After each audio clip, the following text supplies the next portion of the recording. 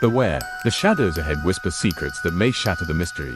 Enter only if you dare, for there are spoilers within.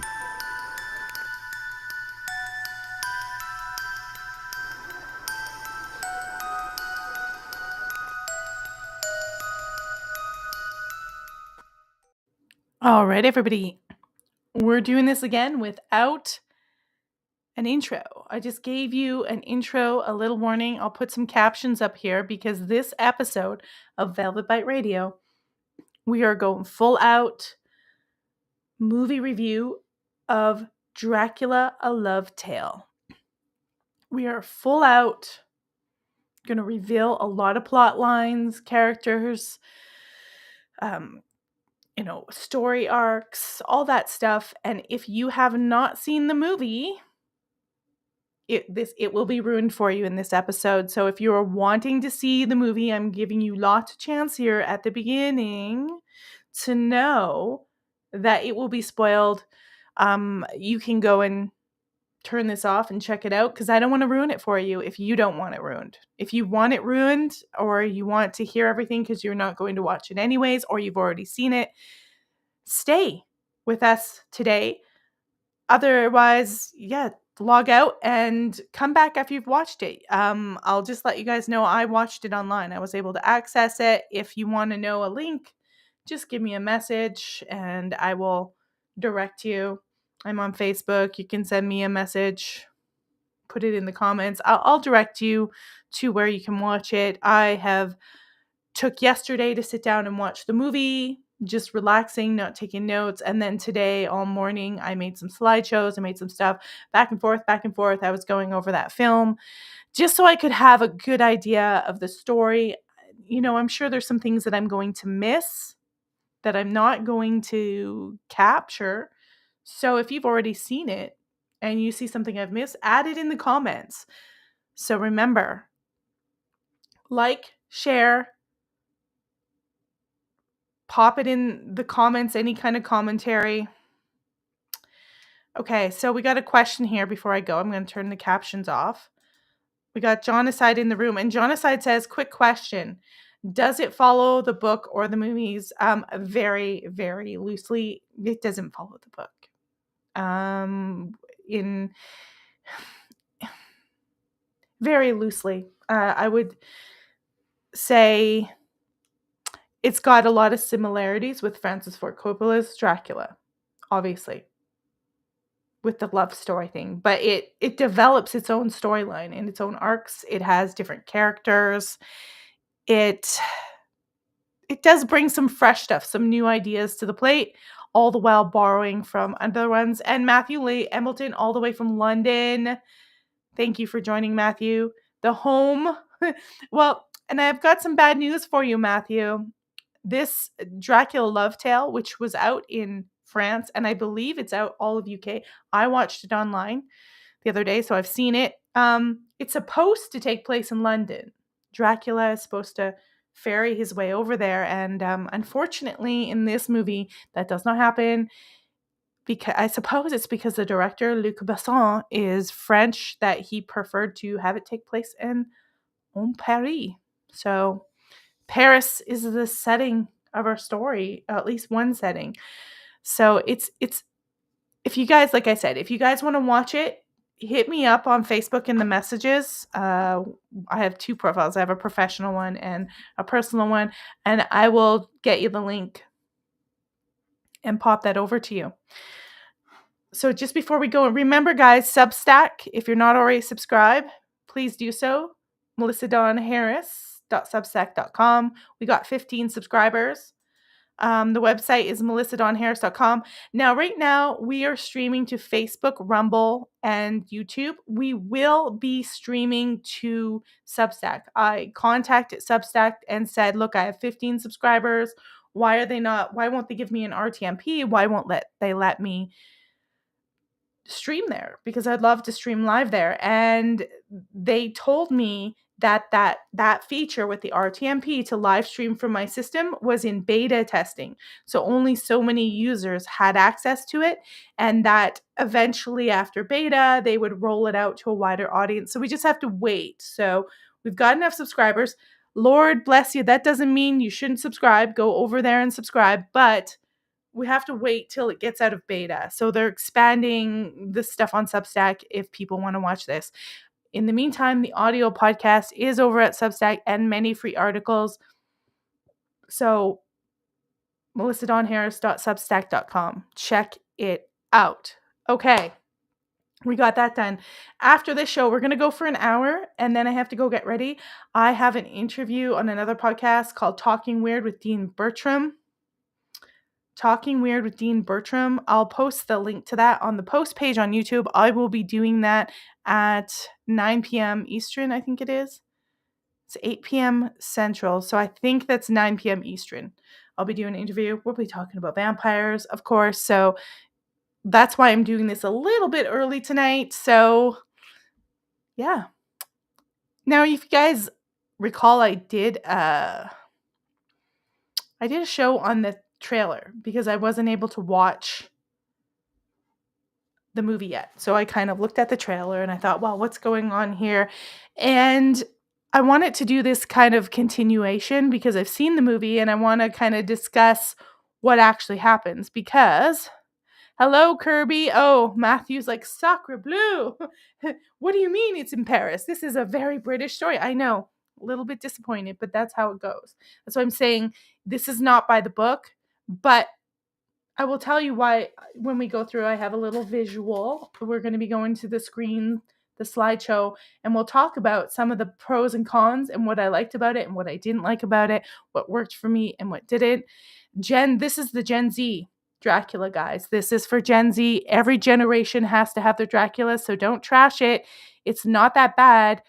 I encourage you to go see it, especially if you're a lover of that kind of Gothic literature. I don't think you'll be that disappointed. So check it out. Let's pop into this because we're going to get into it today with Dracula A Love Tale, Velvet Bite Radio. So now, I'm doing this visually. I'm not showing any clips. We'll get a copyright if we do anything like this. Maybe I should pop some music on. Do you have some spooky music? Let's see. Sometimes music is interruptive and people don't like to listen to that, but we'll see if we can get something going. No, it's not. I think the internet's getting a little funky here. It doesn't want to play, so that's fine. So John Asai says, I'm staying. If it sounds good, I'll watch it.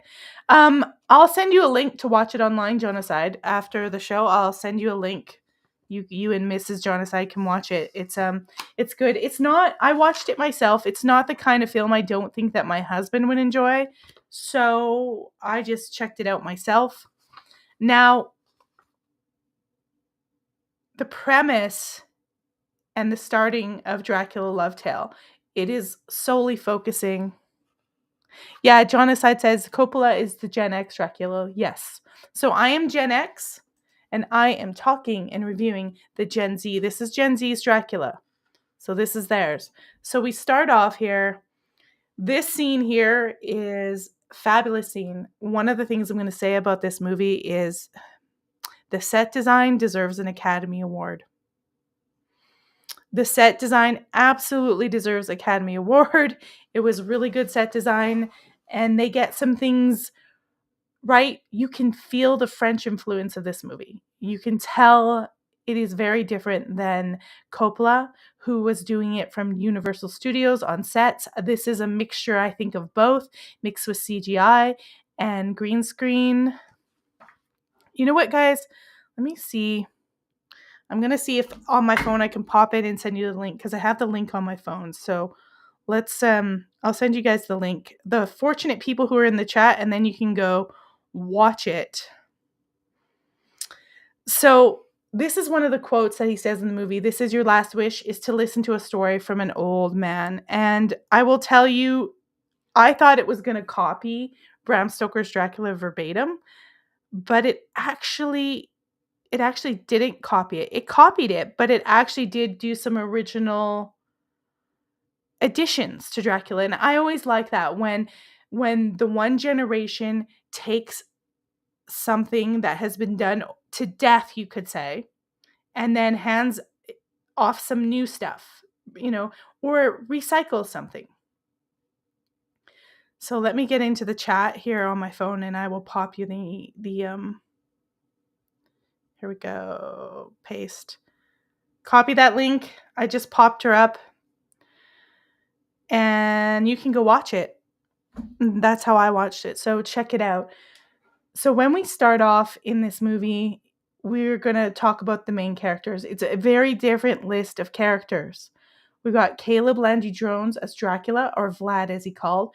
Zoe Blue as Mina Murray. You might be wondering who she is. She is the daughter.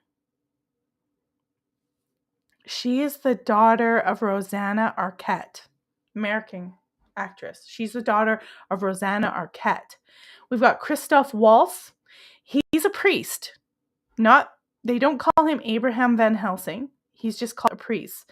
Matilda De Angelis, we'll get into her character further. She's Maria, and we'll talk about what she's kind of a concoction of. But there, you can feel the change, and it feels very French. David Shields is Henry Spencer. I'll explain later. It kind of gets a little complicated, and you've got to pay attention to that storyline.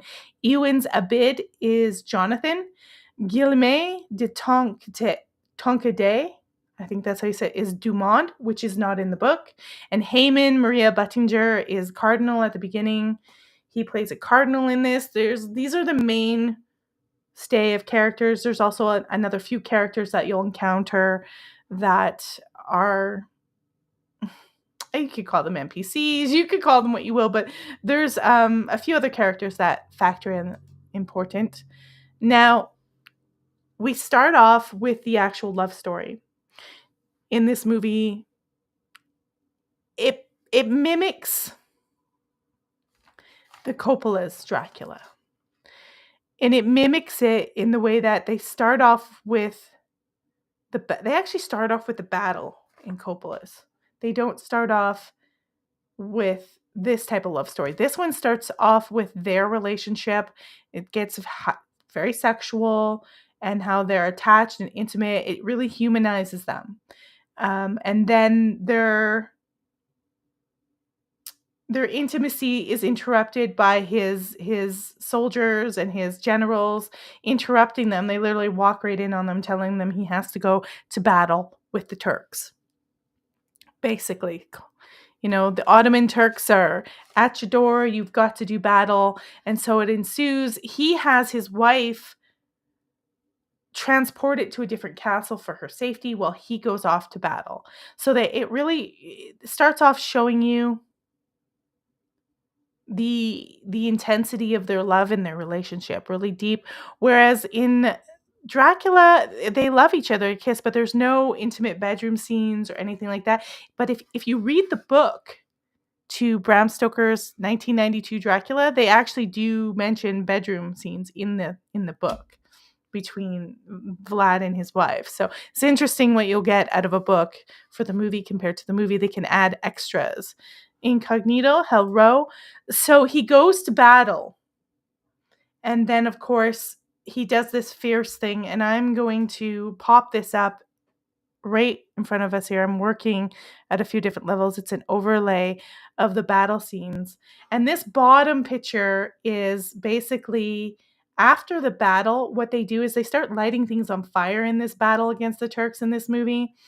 And it's a really good battle scene. And then it finishes off with them coming over this hill. And all this red is the smoke from the fire. And it mimics that, but it's not the same. It's for a different reason because they've lit things on fire. And so he comes over this fiery scene, and the Turks are watching him, and he kind of wins the battle. But it gets interrupted because they tell him his wife, while they were transporting her to the other castle, the Turks ambushed it, and she's fleeing. And so he goes to try to save her. And of course, this starts off the tale where during that other battle and fight, she is killed. There is some kind of gross. I'm not going to ruin it all. I'm not going to go in detail. Watch it. You'll see things there. I won't ruin it all for you. But she is killed. He goes into mourning. He actually denies that priest weighs in there. He denies the priest. Very similar to what happens in the 92 Dracula. He denies the priest, his covenant to God because he believes he's been betrayed. And I think I'm just checking for another picture because I think I forgot. We'll see here. When I come to it, I'll show it to you. So he's done that. And after that ends, we come to our current day. And before we come to this journey that's happening from Paris. So it's not, like I said, it's not in England. We're coming to Paris. Jonathan has come to his castle. And before that, we do meet the priest. And he's kind of discussing this importance of this woman that they have in the insane asylum. She has had a fiance. She's gone crazy. Her name is Maria. We'll get into her later. And they are trying to find out why she's gone crazy. Her fiance wants to know what's going on. And the priest character, we start to find he's not just a priest. He's someone who's been vampire hunting. He's been onto this tribe, this evil countenance, because when, of course, Dracula renounces God, he becomes this undead creature and he has to live in misery and whatnot. But we've got Jonathan then is pictured going from Paris to his castle in the Carpathians. And in the original book, Jonathan is coming from London to Romania to sell and settle some real estate deals. In this one, he's coming from Paris. And it's almost like a surprise visit. Like Dracula's not expecting him. And he comes to inquire about buying property that Dracula already owns in Paris. He's buying it up for an exhibition that's coming to Paris. It's a different twist. So they add different little twists, probably according to what was happening in real history. And there we have it.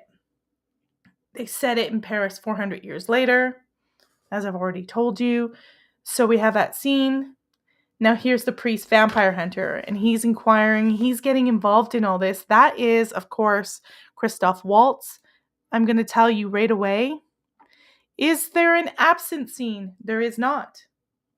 That is one of the big difference, and we'll get into that when we talk about the style, because Coppola's big thing in his movie is he's borrowing heavily from Art Nouveau, that sort of poet and artist scene and theater scene that was happening in London at the time. It was also happening in Paris. He was going there. Luc Besson's coming at it from a different perspective. There's a very religious Christian perspective here. It is there about redemption. It's heavily in this movie. So Christoph Waltz's character, I was really surprised because he's such a good actor. I was actually shocked at how it's either written poorly or he's just down acting it. But he seems very weak, and he doesn't seem like, when you go into the movies where you have Abraham Van Helsing, say, played by Peter Cushing, you've got this figure that he's Dracula's equal. He holds presence on the screen. And it just feels like Christoph Waltz doesn't really hold any presence. He doesn't look visually like he holds presence compared to Dracula, Caleb Landry Jones. And I would say that this movie is actually a movie about Dracula. Whereas past Draculas, you get a movie that's about all the character development and arc, and Dracula's just this villain. This movie, all these people, they're just little orbits around Dracula. It's all about Dracula and his development and what he goes through. And everybody else is just sort of, in his orbit and things they use. Very narcissistic, actually. So he's calm. He's kind of priestly. He's kind of dull, but you do get the sense that he's been hunting this. He has a lot of information. He's taking a more logical approach, taking his time, dotting his I's and crossing his T's. But just presence wise, his character is just no match. None of the four characters that are kind of in the team of Vampire Hunter eventually are even a match for Caleb Landry Jones' performance, in my opinion. Okay, so he is questioning her. This is Maria. And we'll find out more about her in a bit, but she's kind of a combination. There is no Lucy or Renfield character in this movie, but there's this character called Maria, and I would say she's a combination of Renfield, Lucy. There's also no Dracula's brides in this movie at all. It doesn't feature, and you could say she's his bride, but I don't think she's the bride figure. He actually turns her in his journeys, and I'll get to that at a later date a later point in this conversation. But she seems to be like a servant, but she's hypersexual, and she also behaves like Lucy did in the 92 Dracula. And she is the one who has the fiance. She's been put in this insane asylum because when she was about to get married to him, she goes crazy because she sees a priest. And we start to realize that she meets Mina, and she kind of attaches to Mina Murray, who is, we learn, the reincarnation of Dracula's long lost love. Very same, plays out like Dracula 92, but she is going to marry this guy, and she goes crazy, and they put her in this insane asylum. And that's when this priest character is called to kind of analyze things, and he starts realizing that she's this infected vampire, and she's probably a lot older, and that Dracula had bitten her. And we'll get into why Dracula bit her, why she's in Paris, why she's hunting down Mina. It gets convoluted. It's very different from the book. It's its own twist. They've done their own twist on the story. So this girl is this combination character. It's really weird. She's a slave, but at the same time, she's very sexual, provocative, kind of like schizo, kind of borderline crazy, over the top, hypersexual, hyper neurotic, hyper kind of annoying. Like, if you were around her for a long time, you'd be like, shut the F up, lady. Like, she gets on your nerves after a while. That's what I'm going to say about her character.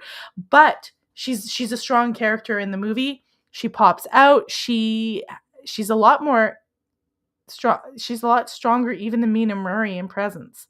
Probably just because she's a little cray-cray.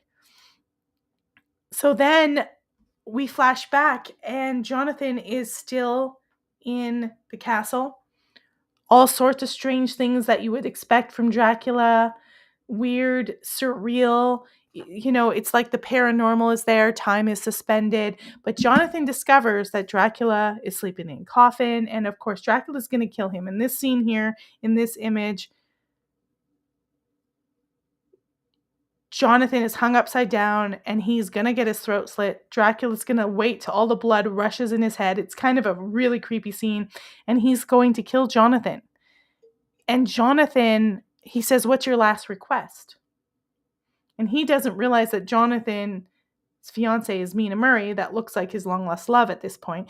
And Jonathan's last request, he asks Dracula to tell him his life story. This is almost like one of those old fairy tales. So it feels like Luc Besson is drawing from old stories where someone buys their time. Maybe I can just, the guy's a narcissist. He's Dracula. Let's ask him about himself, and maybe he'll want to tell. So it kind of buys him some time. And that's when we did the last show. I said it looked like Dracula was time traveling. He's not time traveling. He's reminiscing, and he starts telling Jonathan his story about how his wife died, the battle, and how horrible it was, and how he went through time looking for her himself, all through different time periods, through different courts and royal courts, and that kind of thing pursues. So there he is. And if you notice, there's a lot of stuff that they incorporate in this design. You look at his skin. It looks scaly like a dragon because he's the dragon, Dracula the dragon. So this is him aged in his castle. He's reminiscing about when his wife died, and then his story and how he leads up, how he's going to find her, and how he has despair because he hasn't found her, and some of the stuff that he does. He looks very reptilian. I mean, look, snaky, dragon, whatever you want to call it. His aged look is similar to Gary Oldman's in the Dracula, but he's got the bun thing, but he's also his skin is different. His skin looks reptilian, completely different. So he travels the world. He starts telling the story about how he travels the world. He creates this potion, and he seeks all these different people. You'll see it throughout all of the stuff that he goes. So he creates this potion, and it sort of seduces people. It's like witchcraft almost. It's like a spell. And you'll see some of the scenes. He's going like this, and he's putting the potion on his neck. He travels the world. This is him in Iraq, in Baghdad, seeking different scents. He goes around everywhere. This is him in Italy. He's seeking more stuff, and he establishes this. It's not just that he himself has surreal powers, he does, but he actually creates a potion that helps and aids him. And so we have him going to all these different courts all throughout time. This stuff in the background, this design, this is all CGI. These people are in costume, they're on green screen. It's really well done. There's the French courts. He's traveled in time to, this must be either Spain or Italy. He travels to England. And in this scene, he's in the French court. He gets despairing that he has not found his love. And so he goes crazy in this one scene in the French court. And he starts biting all these women like crazy. And when he does, this is where this Maria figure ties in. He's biting them and he's transforming them because he's turning them into his slaves.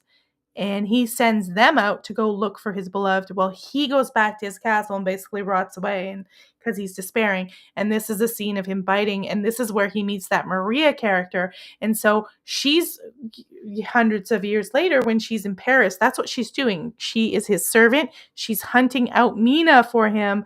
She doesn't know who it is. She's looking for this girl. They're all looking for her. Most of them have perished in such time, probably because that priest has killed them. And she's one of the few left, this Maria girl. And she's kind of a crazy, she does a really good job. I think her acting's really good. So here we go. He comes back to the present time where he's telling Jonathan about his story. And Jonathan begs for him to spare his life. Says, I too have a love and a wife and a fiance, and she'll be devastated if you kill me. He asks to see this such fiance. What does she look like? And he has these little goblin creatures that I feel ruin the spookiness of the movie. I didn't like them. They felt too much like Harry Potter. I was wondering when like Dobby was going to come out. It wasn't my thing. But when he looks at the locket, this is very Bram Stoker in 1992. He looks at the locket and he sees her picture and he realizes, oh my God, that's my wife. I found her, and I found her through this man. So he spares his life. He leaves them. They're captured. Of course, Jonathan breaks out and escapes right away. But he discovers Mina, and he realizes he has to grow young. So in the 1992 version, Dracula just feeds. He plans his trip to London. He feeds on everybody while he's on his way there on the boat. Dracula in this one comes up with a really crazy idea, and the scenes of this, he goes to a nunnery and tricks the nuns, and then he uses that potion to seduce them all, and he pretty much drinks all their blood. And here's another scene, and they're all piling up in him. He's at the top, and they're like a pyramid. He looks like Voldemort in this scene. I swear to God, the director was influenced by Harry Potter in some of this, which gives it a kind of cheesier feel. But it also reminded me of a movie called The Devils with Oliver Reed with these hysterical nuns. It did. If you ever get a chance to see that movie, check it out. It's really good. But it reminded me of a mix between Voldemort and The Devils with Oliver Reed. It's a weird, creepy scene. Really well done. Very European, very medieval. And I will say this about this set design. If there's one thing that Luc Besson rocks out of the park, it is the period designs. He gets it really good, especially the medieval scenes. He knows his European history. He is European. He lives in France. He gets it in a way that Francis Ford Coppola's Dracula didn't. I don't think that was Francis Ford Coppola's Dracula's objective. Remember, he was on a serious budget. He also was doing more of an art exploration with Art Nouveau, Art Deco. He had a Japanese sort of artist doing the costumes. I think his objective was very different.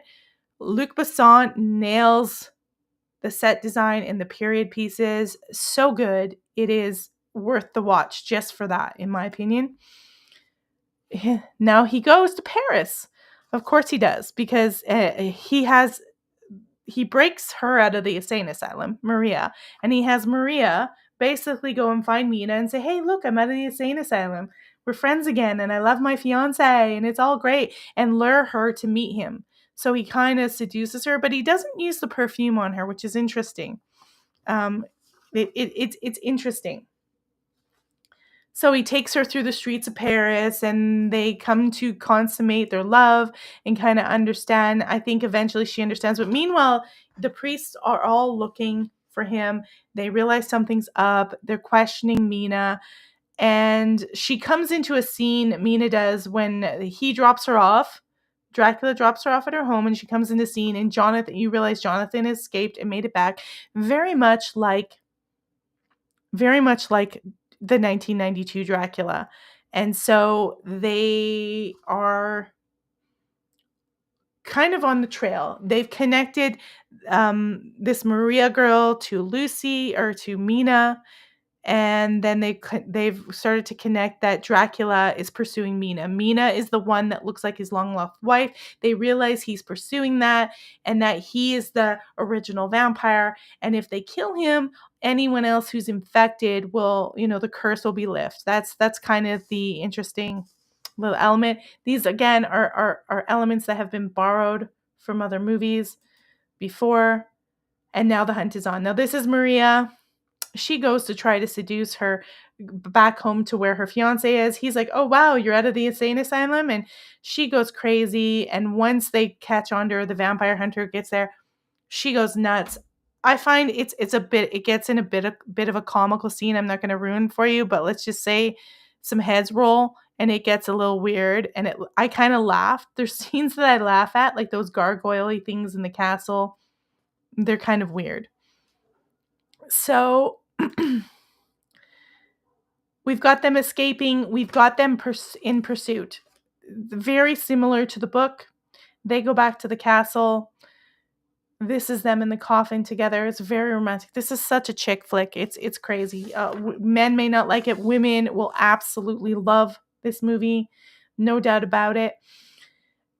And there's an interesting thing. Whenever Dracula leaves his castle, all the candles extinguish. But when he comes back, they light up automatically. So it's like his presence breathes life into his castle and into his home. It's a really good technique. There were several scenes. The castle scenes are well done. There is, like I said, the CGI scenes where they have all these little goblin characters that serve him. I didn't like that. It took away, like, one of the things that Coppola's Dracula got right when you went to the castle, the music was eerie, it was spooky, it was dark, it wasn't in your face eerie, it was just really subtle at first, and you had this spooky and shadows, and he had the brides there. There are no brides in this, and I have a feeling that Luc Besson chose to have him make all these slaves that went out and did things instead of having a bride, because he might have felt like having all these brides sort of takes from the fact that he's looking for his one true love. So there's no brides. That's just not there. And those goblin things just took away from the spookiness. They felt comical. Like I said, I was waiting for Dobby to roll on in. It was bizarre. Now, repent. It gets very Christian. You can see in the background here on this image, there's a lot of medieval Christian art. That was fantastic in this movie. But this character, it wasn't really that convincing. There's this big battle scene at the end. Somehow, Lucy's or Maria's fiance, he's like some big to-do in Paris, and somehow he's able to get like a battalion of French soldiers to come after Dracula. It got a little silly at that point for me, so it's like a big battle scene at the end. And I was not convinced of Christopher Waltz's character at all. I wasn't convinced at his strength to get Dracula to repent, but he does, and they're in the castle, and he reminds Dracula that, look, you've bitten her, you've bring her back, you want to spend eternity, but you kind of cursed her. You have to repent. And if you repent, she's free and you are free. And so he does. But it happens really quickly. It's like the last few minutes, and he repents because he loves her. He doesn't want to trap her. And of course, you have release. The character of Christoph Waltz, priest, does stake him, and he allows it. He doesn't just chase him and he's this evil figure who's avoiding it. He actually allows it. He wants to release himself. He wants to release her from this vampire curse so she can live a normal life and be happy. But what's really interesting is that the characters of Jonathan, and I'm going to try to pop up some imageries here of them because they're very weak. The four men that are the sort of vampire hunters are very weak. I'm going to pop one up. I'm also going to pop up another one that was kind of a steal from Interview with the Vampire, if I can find it. I thought I had uploaded it, but I don't have it here. And I'm going to see if I can find it because it was totally a steal. It was 100% a steal. And they're tiny thumbnails, so maybe I can make this scene bigger. I don't know.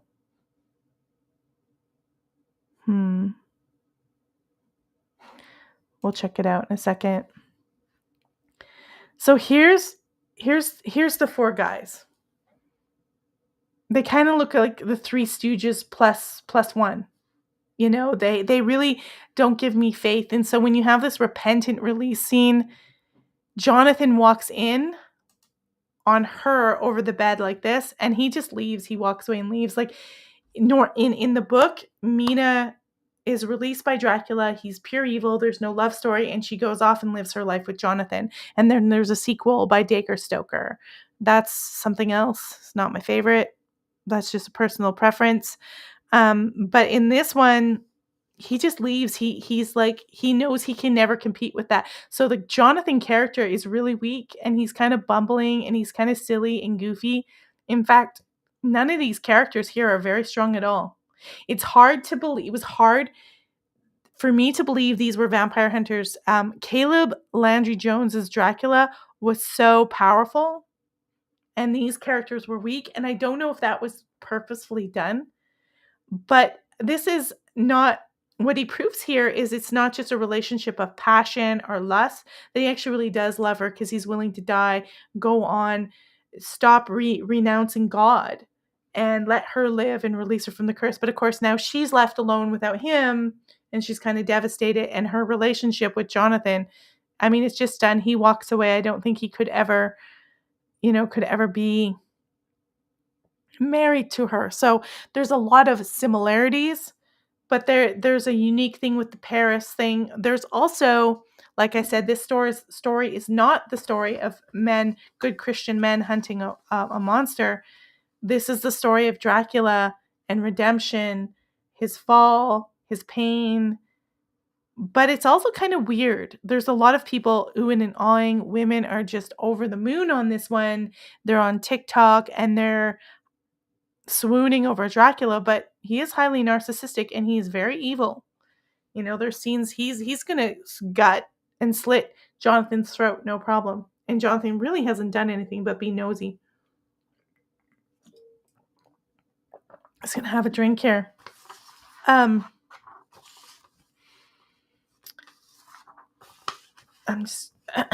So of course, when you see these four characters, there's the priest, the Spencer guy, Dumont, and Harker. They are basically replacing Van Helsing, Jack Seward, Quincy P. Morris, Homewood. They're replacing those characters and Jonathan Harker. And he's just called Jonathan. I don't even know if his last name is Harker. It's not convincing. Christoph Waltz is not Dracula's counterpart in equal measure. He just feels kind of boring. He falls flat. And I was surprised because Christoph Waltz is such a powerful actor. He's a good actor. So it was surprising to see that level. Like if we compare him here, I would even say that Anthony Hopkins' Van Helsing, which some people didn't like, was much more stronger than his priest. And I think, I don't know if they downplayed it because of that or what, but it, like I said, it's not convincing. So this is the scene. They have the same scene here. It plays out. This cross sticking out, that is literally Dracula in the new movie. He impales the priest and says, give a message to God. Like he does some nasty stuff. He freaks out and goes crazy. So clearly Dracula's got some emotional issues here. Clearly he's got some stuff going on. And wow. I don't know, you guys tell me what you think about that, but clearly Dracula's got some stuff going on that he freaks out. His wife is dead. The Turks have done it. And he literally, because he feels like the priest has prayed for him, and that's not enough. Why pray for him if God isn't listening? And he wanted the priest to pray to save his wife when he went to war, so that didn't happen. There's some pacing issues in this movie for me, where it has to move so fast in certain periods because he's switching so many eras, and it can get you have to really pay attention, because you can be like, who's Maria, what's going on, because it does deviate so much from the book with these new characters. Like he literally creates up new characters, like I don't even know where they came from. They go so far from the book that you're like, who's Maria? What? Maria is literally a servant. She's a combination of Renfield and Lucy. Like they just like, hey, let's just take out these two characters. What would happen if we took Renfield and merged it with Lucy Westerner and went, psh, you get Maria. And that can be a little bit confusing. Let's see what's going on in the comments. I like Dracula 2000 movie. You know what? I enjoyed that movie too. They did the Judas angle and the religious one. This one is about redemption. That happens too in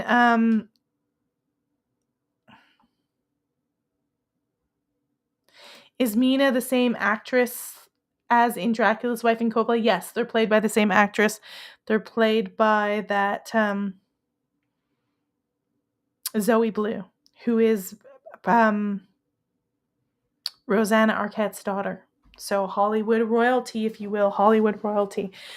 So they are played by the same actress. So it's apparent that that's her, that she's the same one. She's a good actress. You know, she's a good actress. She does the role well. She has a very elfin look to her in real life. She's beautiful. She's got a really unique look to her, and she did a good job. But again, it's Caleb Landry Jones that really compels this movie forward. He plays so many versions of Dracula. We never see him change into a wolf. We don't see him be a bat. We don't see him be a fog or a mist. We don't see the transformations like we see in Gary Oldman. And we don't see him in any weird, explicit sex scene. Like, you remember in the 92 Gary Oldman one, where he's essentially Mina comes upon him basically as a wolfy beast having sex with Lucy. Like, if you really loved somebody and you were pursuing them, would you really be banging their best friend? Like, that was a little weird. I have to admit that was some weird stuff. I wouldn't be happy. Would you be? I don't know. Would you be happy? I'm just saying I wouldn't be happy. Just saying.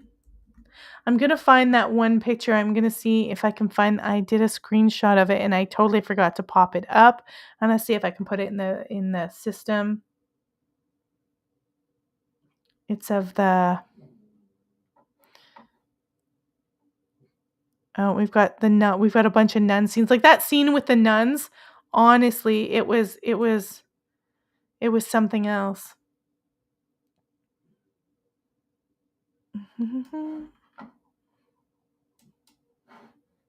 It was absolutely something else. My dogs are going to start going crazy here in a second. Let's see if I can pop some more imagery up. I had it right here and now I've lost it. But there is some of the pacing in the changes, it's like really quick and you're like, what's going on? I found it hard to believe that in such a short period of time, they would have a whole battalion of French soldiers, going after Dracula. It was a little strange. Certainly it was. But I'll say if you want the set design, I mean, he's got it in spades. I thought that Caleb Landry Jones did a really good job, considering that he is going against, essentially, he's going against, all these, he's competing against all these people who have done this in the past, trying to create something new, trying to create something unique. All the while, they're going to be borrowing, you're going to be borrowing. You're going to be borrowing from everything in the past. It's hard not to. I can't find that one scene. Oh, here it is. Got it. We'll pop it up and I'll pick it. So yeah, they are the same actress. It's what's really good about this movie, I think, is that it's more, I like that they do Dracula's life. They do it more than any other movie I've ever seen. What weakens it, like I said, is his nemesis is just can't compare. Like you wouldn't even care if they just disappeared. So here's this scene right here where he's literally draining a rat into a wine glass. It's so stole. It's right from Interview with the Vampire. Lestat or Louis, they kind of do that with the rats in Interview with the Vampire. And then there's the other scene. There's her, Lucy, with the Mina character. And the only difference that Mina has in later when he comes across her again is that essentially Mina has darker hair and she's got more blondish highlights. Her hair's lighter when you're in the sort of 1400s. So hundreds and hundreds of years have passed. And there's some really good scenes. I don't want to ruin every scene. I haven't told you everything or showed you everything. We tried to go as good as possible. But it's very much a chick flick. I mean, it really is. Women are going to love it more than men do. And in fact, when we pop over to TikTok, we'll show you some videos of women oohing and awing over this movie. I recommend to check it out if you can. I popped that link into the chat. Hopefully you all got it. But there is a really narcissistic version, because it was kind of sad to see that she wasn't able to repair her relationship with Jonathan and get married, but they present him so weak. Once you had Dracula, how could you want to be with this guy who's kind of moronic? So for all the bad accent that Keanu Reeves did as Jonathan Harker, you could still see Mina patching it up with him and getting on with her life and growing old with him. And same with all the other Jonathans in the movie, for the most part. Anyone that played that character, even remotely, you could kind of see them kind of going on with it possibly. This guy, when he came in the room and she was laying all over Dracula's dusty body, because he turns into dust. There's a lot of things with dust and ashes and all that stuff in this. He just walks away. It's done. It's done. And he's kind of been emasculated by Dracula, and he realizes that, because he says, he thinks that she'd be devastated if Dracula killed him. But I think he realizes that she wouldn't be devastated at all, that she will always be thinking about this character. And a lot of women are fawning over it. This totally unrealistic expectation. And you can see all these videos. We're going to pop in and check out some videos of it. And let's go to TikTok land. We're going to see some reactions. I had to spot some out that didn't have music. A lot of them are playing the Enya song and all these songs that'll get us a copyright. But there's some people, these women are just like emotional damage. So they're upset. They wanted them to have more time. They wanted her and him to live happily ever after and have more time. And of course, they missed the whole point. They missed the whole point of it. They miss the point of the movie and the redemption, and they just go for the lusty part. A lot of people do, but they miss the point of the redemption. To oblivion. To oblivion. To oblivion. Why it's not? Won't go back here. To oblivion. Yeah. To oblivion. It's stuck on the 13-second mark. I have no idea why it's doing that. That's really weird. So they miss that redemption arc.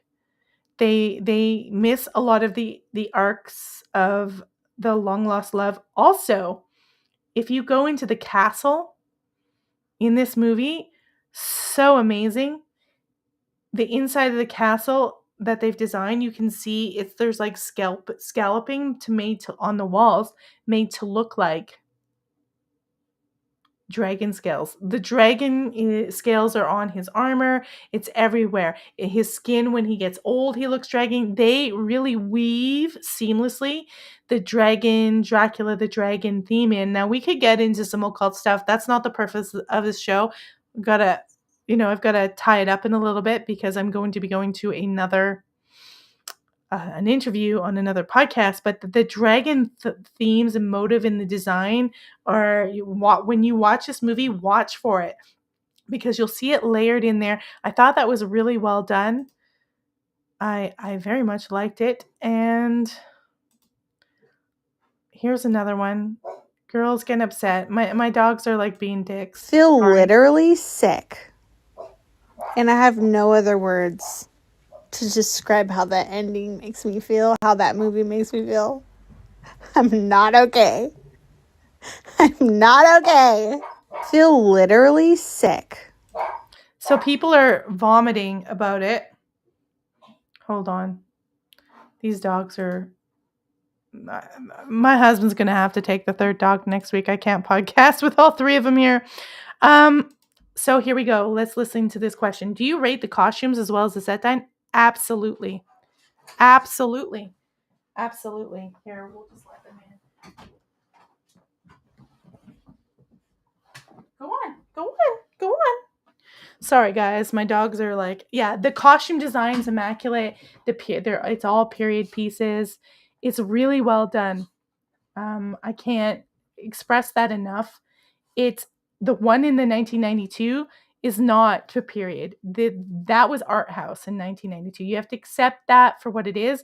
It was brilliant costume designing in 1992, but is not meant to look, like period piece. Like there are scenes, I've screenshot it. I'll see if I can pop it up. But they go through like when he's telling his story to Jonathan, he goes through different times. He's like the plague doctors. You see him in different medieval scenarios. Now my dogs are going to beat each other up. You see all sorts of these scenes here, and it is just amazing. Okay, husband, you're taking the dog next week. Vampire puppies. I'm going to give them to Dracula. You guys are going to the count. He's going to set you straight. The 3 dogs is a lot too with the podcast. Okay, the 3, they start fighting all the time. They start fighting nonstop. No more vacation time, boo-boo. Let's see if we can find. Okay, so here's another one where she's oohing and awing. The women are obsessed. They are just despairingly obsessed. They cannot handle the ending. They wanted them to have a happy ending, but you can't have a happy ending because he's the undead. He's been around for 400 years. This is the point. He has to redeem. And so they don't really understand. They understand the lust and the sexual part, but they don't get the redemption part. They got a little bit of work to do. This fucking Dracula movie, like, has me in a chokehold. Like, I have watched it for three times in the past 3 nights. And if you're looking for where to watch it, just go on Reddit or just Google it and go on Reddit and somebody has the link there. What's happening? Like what's happening? Why am I obsessed with it? Also, Caleb Landry Jones was not attracted to him until I saw this movie. Like I get it. I get it now. I get it and I'm obsessed and I want more of this movie and him in it. Like what's happening to me? Like what is happening? You guys, this fucking this fucking Dracula movie like has me. You know what's interesting? And we'll come back to my scene here. Is my husband was saying this, that people were talking on the podcast about how vampires are seductive and they seduce you and capture you mentally. And he uses that potion. And it's funny that a lot of women are having this reaction. They're reacting. This is really interesting. They're reacting the same way the women reacting. He goes to all these courts and he dabs that potion on. I'll see if I can, like, here's some of the costume and set design in the French court. I mean, look at it. And he's controlling them. There he is in the front. He's dabbed his potion on and he's literally hypnotizing him. These women on TikTok, they're being hypnotized in the same way that Dracula hypnotizes people in the movie. Isn't that interesting? Let's see if I can find some other scenes of the costumes. It is, of course, we'll give you a picture of young Dracula too. It is interesting how the vampire allures, and some people think that the book of Dracula was literally like a real story, like he was telling the truth, and maybe he was, maybe he wasn't. Here we've got, this is him young in Victorian times. This is their costume design for Victorian times.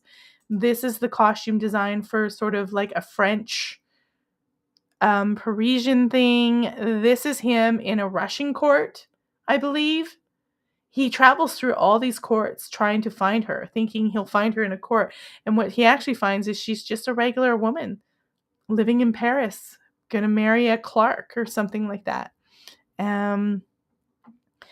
Let's go to this again and we'll pop up some of the scenes. See if we can do the costume. That's him in Italy. This is him when he goes to the Middle East. He's kind of dressed for that. There's the French court again, the costumes. This one, I believe it's got, I think this is Spain or something like that. Medici times. Like this is a background that's done by CGI. Look at the costumes for that. They really nail a lot of this really well. And there he is in sort of the Louis the 15th or something, just before the revolution. He's biting them.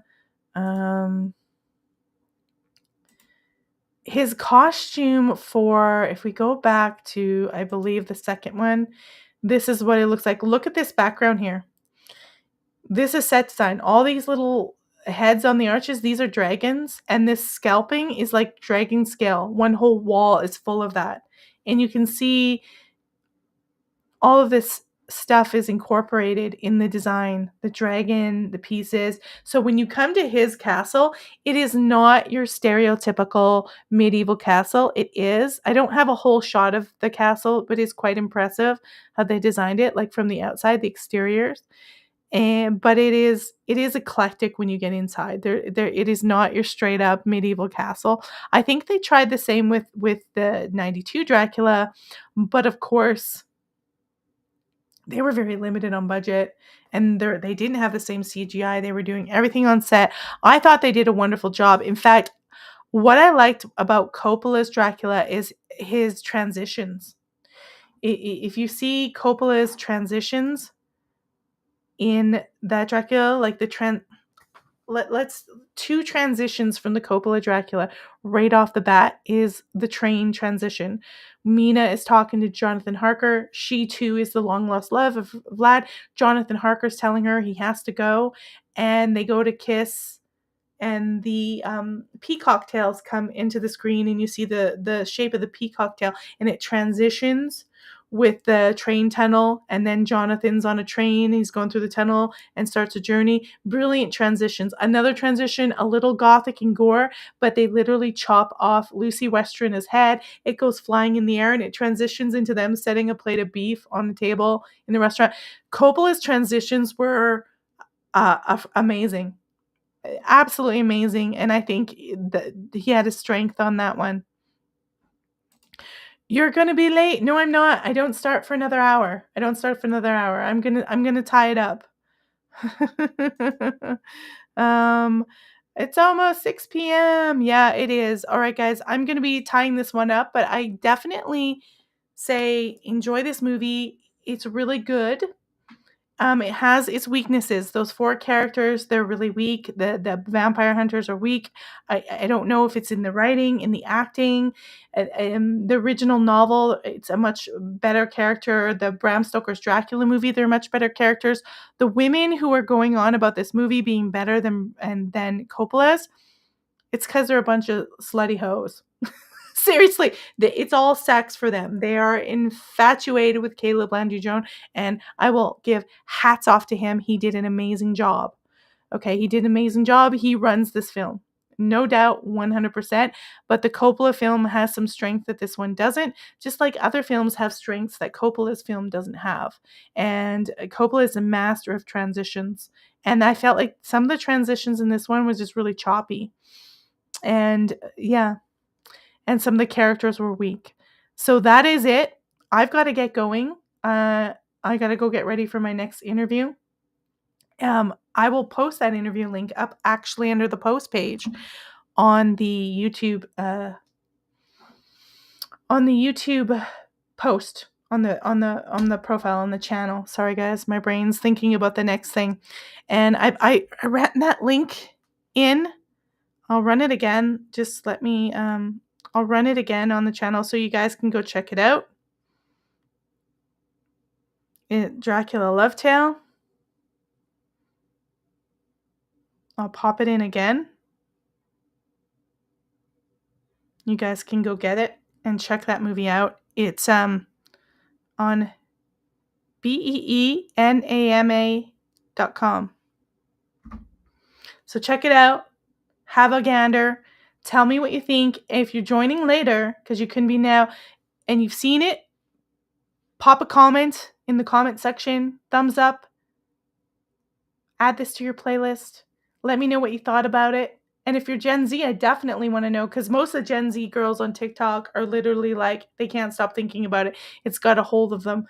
You'd swear Dracula dosed them with his perfume right away. It's amazing how it has that effect. And when you get the right actor like Caleb Landry Jones, he can do it. And the man is method. Caleb did method the entire time. He stayed in character, even on interviews. All right, I got to go, guys. Thank you so much for showing up. I really appreciate you. Take care. Beware, the shadows ahead whisper secrets that may shatter the mystery. Enter only if you dare, for there are spoilers within.